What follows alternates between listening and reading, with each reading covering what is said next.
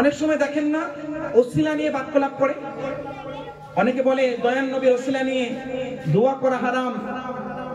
দয়ান নবী যতদিন জীবদ্দশায় ছিল ওনার নামে দোয়া করা জায়েজ ছিল, ওনার ওয়াফাতের পরে দোয়া করা হচ্ছে শিরক। এটা শুনে না যুবক ভাই, যারা আমার এখানে স্টুডেন্টস, যারা আমার মুসল্লি, যারা আমার ছাত্র, যারা আমার ভাই বসে আছেন, তারা এই প্রশ্নটার মুখোমুখি হয়েছেন না হননি? আজকে অনেকগুলো টপিক নিয়ে আলোচনা করবো, একদম ছোট্ট ছোট্ট উত্তর দিয়ে, পার্ট বাই পার্ট। যারা বলে একজন ব্যক্তি দেখবেন, নাম সবাই হয়তো চেনেন, তারিক জামিল, আর তার চেহারাটার প্রশংসা করবো না, और सुंदर मिष्टी बात को लबे क्या हो गया बंदे और खुदा के दरमियान ये लोग दीवार खड़ी कर देते हैं, अल्लाह से कोई दुआ मांगेगा तो वसीला लेकर आ जाते हैं, वसीला की क्या दरकार, ये तो शिर्क है, हराम है, बिदात है। बोले ना অনেক, আমি একটা নাম নিলাম। এবার আমি আপনাদেরকে উত্তর দিচ্ছি, ওসিলা আমরা কেন ওসিলা বলি? আমরা ওসিলার কেন পাগল? কারণ ওসিলা বিহীন আমাদের আমলের মূল্য নেই যে আমাদেরকে জান্নাতে নিয়ে যাবে। আপনার নামাজের মূল্য নেই যে আপনাকে জান্নাতে আপনার নামাজ নিয়ে যাবে। আপনার রোজার সেই মূল্য নেই যে আপনার রোজা আপনাকে জান্নাতে নিয়ে যাবে। আপনার হজের সেই মূল্য নেই যে আপনার হজ আপনাকে জান্নাতে নিয়ে যাবে। আপনার যাকাতের সেই দম সেই মূল্য নেই যে আপনার যাকাত আপনাকে জান্নাতে নিয়ে যাবে। আপনার ক্ষুদ্র ইবাদতের কোনো মূল্য নেই যে আপনাকে জান্নাতে নিয়ে যাবে। मतलब ये हुआ आपकी पूरी जिंदगी के तमाम अमाल को अगर इकट्ठा कर लिया जाए तब भी आपके सारे अमाल आपको जन्नत में नहीं ले जा सकते যতক্ষণ পর্যন্ত দয়ার নবী মায়ার নবীর ওসিলা না নেওয়া হবে আমি আপনি কেউ জান্নাতে যেতে পারবো না। এটা একদম স্পষ্ট কথা। ये हर का आखिर है, सिवाय वसीलाए मुस्तफा के ना तो कोई जन्नत में जा सकता है और ना कोई जहन्नम से निकल सकता है। এটা মনে রাখতে হবে। এবার আমি যে হাদিসটা পড়ছি মনে রাখবেন, এই হাদিসটা ইমামে বাইহাকি শুআবুল ঈমানের মধ্যে, ইমামে হাকিম মুস্তাদরাকের মধ্যে, আল মুআজামুস সাগীরের মধ্যে, ইমামে তাবরানী আবু নুআইম দালাইলুন নবুওয়ার মধ্যে ইমাম ইবনে আসাকির বর্ণনা করেন এবং এই কিতাবের 12 নম্বর পৃষ্ঠার 1 নম্বর খণ্ড আল খাসাইসুল কুবরার মধ্যে হাদিসটা উল্লেখিত আছে। লম্বা হাদিস। হাদিসের বর্ণনাকারী হযরত সাইয়্যিদুনা আব্দুল্লাহ ইবনে উমর, সৈয়দ উমর ইবনে খাত্তাব, হযরত সাইয়্যিদুনা উমর ইবনে খাত্তাব দ্বিতীয় খলিফা, উনি হাদিসটা বর্ণনা করেন। উনি কি বলছেন মনোযোগ দিয়ে শুনেন। উনি বলেন ক্বালা রাসূলুল্লাহ সাল্লাল্লাহু আলাইহি ওয়াসাল্লাম লাম্মা ইকতারাফা আদামুল খাতিআ ক্বালা ইয়া রাব্বা বিহাক্কি মুহাম্মাদিন লিমা গফরতা লি। উনি বলেন দয়ার রাসূল সাল্লাল্লাহু আলাইহি সাল্লাম ইরশাদ করেন, আদম নবীকে যখন জান্নাত থেকে দুনিয়ায় পাঠানো হলো 300 বছর পর্যন্ত ওনার দোয়া আল্লাহ পাক কবুল করলেন না। হঠাৎ করে একদিন আদম নবী আলাইহিস সালাম আল্লাহর দরবারে দোয়ার ধরনটা পরিবর্তন করে দিলেন আর দোয়া করছেন, ইয়া রাব্বা বিহাক্কি মুহাম্মাদিন লিমা গফরতা লি। এ আল্লাহ, মুহাম্মদ নবী সাল্লাল্লাহু আলাইহি সাল্লামের ওসিলায় আমার এই ভুল বা আমার যে খাতায়ে পয়গম্বরি এটা তুমি মাফ করে দাও। তখন আল্লাহ পাক সঙ্গে সঙ্গে আদম নবী আলাইহিস সালামের দোয়াখানা কবুল করে নিলেন।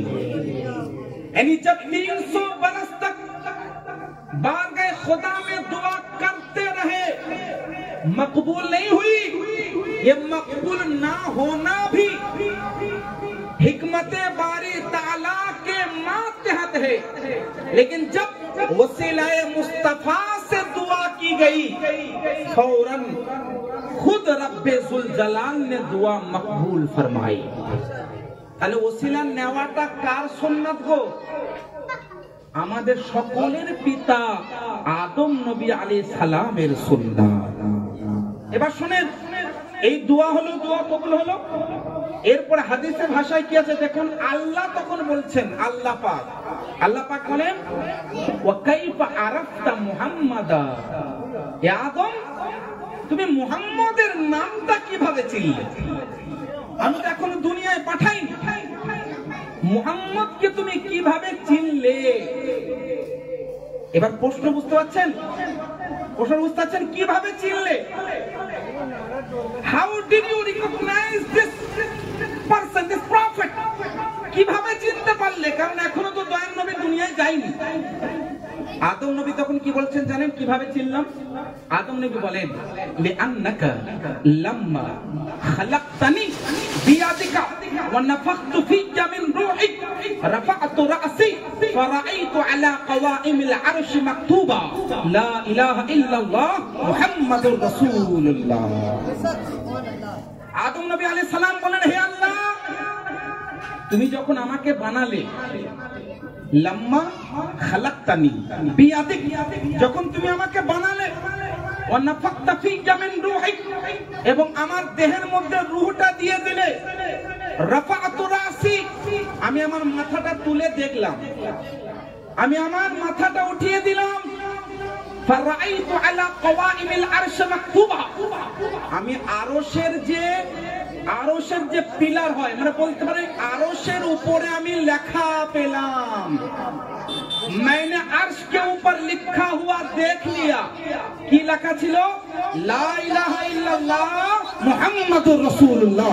अब बताइए, आज के दौर में जो लोग कहते हैं मस्जिद में अल्लाह के बाद नबी का नाम लिखना शिर्क है, मैं कहता हूँ तुम जो ये शिर्क कहते हो, मेरे इस हदीस का जवाब दे दो। अगर ये शिर्क साबित कर दोगे तो तुम खुद मुशरिक बन जाओ। আদম নবী বলেন, আমি আল্লাহ দেখলাম যে আরশে তোমার নামের পরে মুহাম্মদের নাম লেখা, তাই আমি চিনে নিলাম। এখনো হাদিসটা শেষ হয়নি। এরপরে আদম নবী বলেন, ফাআলিমতু আন্নাকা লাম তাদুফা ইলা ইসমিক ইল্লা আহাব্বাল খালকি ইলাইক ক্বাল সাদাকতা ইয়া আদম ওয়ালাউলা মুহাম্মদ মা খালাকতুক। পুরো হাদিসটা শুনুন। আদম নবী বললেন, আমি যখন মাথাটা তুললাম, আমি দেখলাম, তো বুঝে নিলাম, এ আল্লাহ, তুমি তোমার নামের সঙ্গে যে নামটা তুমি দিয়েছো, নিশ্চয়ই সমস্ত সৃষ্টির চাইতে এই নামটা নিশ্চয়ই তোমার দরবারে প্রিয়, সেই জন্য তুমি এই নামটা নিজের নামের সঙ্গে মিলিয়েছো। তখন আল্লাহ পাক কি বললেন জানেন? সাদাকতা ইয়া আদম, এ আদম তুমি সত্য কথা বলেছো। আরো একটা কথা শোনো, লাউলা মুহাম্মদ মা খালাকতুকা, আমি যদি মুহাম্মদ নবীকে না বানাতাম, এ আদম তোমাকেও আমি বানাতাম না। সুবহানাল্লাহ। आज के दौर के तमाम जमात के लोग, जमात बातिला के लोग, फिरका बातिला के लोगों को चैलेंज करता हूं, अगर कोई कह दे अल्लाह के बाद नबी का नाम लिखना शिर्क है, मैं कहता हूं तुम ना फरमा बरदार बेटा हो। आदमेर তুমি ফরমা বরদার সন্তান নও, তুমিও হতে না যদি আমার নবীকে আল্লাহ পাক না সৃষ্টি করতেন। এটা আমার মুখের কথা নয়, এটা আপনার মুখের কথা নয়, মহান আল্লাহ পাকের বাণী এটা। এই যে মসজিদ হচ্ছে আমাদের, আলহামদুলিল্লাহ, সকলে জানেন, দেখছেন, সকলে সহযোগিতাও করেছেন। আমি বারবার আর্জিও করবো আপনাদেরকে, এই যে মসজিদের প্রথম ফ্লোরটা আল্লাহর রহমতে যদি কমপ্লিট হয়ে যায়, এই বছর তারাবির খতম তারাবি একদম পরিপূর্ণ মসজিদে আদায় করতে পারবো। হ্যাঁ কিনা গো? সবারকে অনুরোধ করবো, মিলাদুন নবীর মাস চলছে, আপনারা 1 টাকা নবীর মহব্বতে দান করলে আল্লাহ পাক 700 টাকার মতো সওয়াব আল্লাহ দান করবে। তো চেষ্টা করবেন মিলাদুন নবী মাসে যাতে আমাদের নিজের যে কাজ চলছে না, আপনারা নিজে যতটুকু পারবেন, 1000, 2000, 3000, 5000, 10000, 50000, 5 লাখ, 10 লাখ, যার যতটা, কারণ 1 টাকা দেওয়ার যদি সামর্থ্য থাকে ওটাও দিন। কেন? কারণ 1 টাকা দান করলে আল্লাহ পাক 700 টাকার সমতুল্য সওয়াব দান করবে।